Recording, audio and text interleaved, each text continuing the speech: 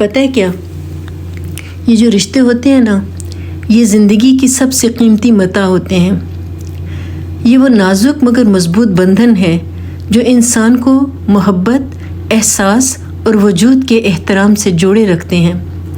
انہی رشتوں سے زندگی میں معنویت، سکون اور وابستگی کا حسن جنم لیتا ہے۔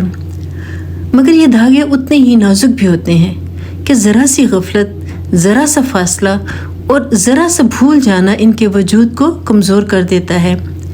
انسان اگر ان کی آبیاری میں کوتاہی کرے تو یہ رشتے بھی اسی طرح مرجھا جاتے ہیں جیسے بے آب و ہوا درخت سوکھ جاتے ہیں۔ اور رابطہ تو دراصل رشتوں کی سانس ہے۔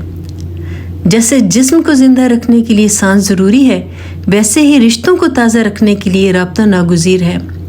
بات چیت، حال احوال، خیر خبر، یہ سب محض رسمی عمل نہیں بلکہ دلوں کے درمیان بہنے والی وہ ندی ہیں جو محبت کو جلا بخشتی ہیں۔ وقت، مصروفیات یا فاصلوں کا بہانہ اکثر اس ندی کو روک دیتا ہے اور یوں رشتوں کی مٹی میں دراڑیں پڑنے لگتی ہیں۔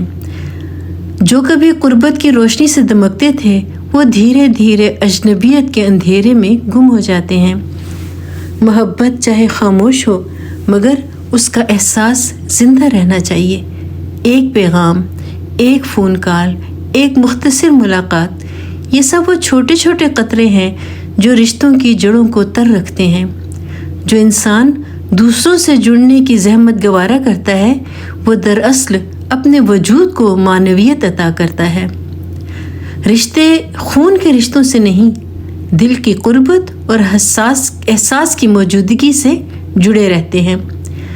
اس لیے اگر آپ چاہتے ہیں کہ آپ کے رشتے قائم و دائم رہیں تو رابطہ زندہ رکھیے، کیونکہ بھول جانے سے تو اپنے ہاتھوں سے لگائے ہوئے درخت بھی سوکھ جاتے ہیں۔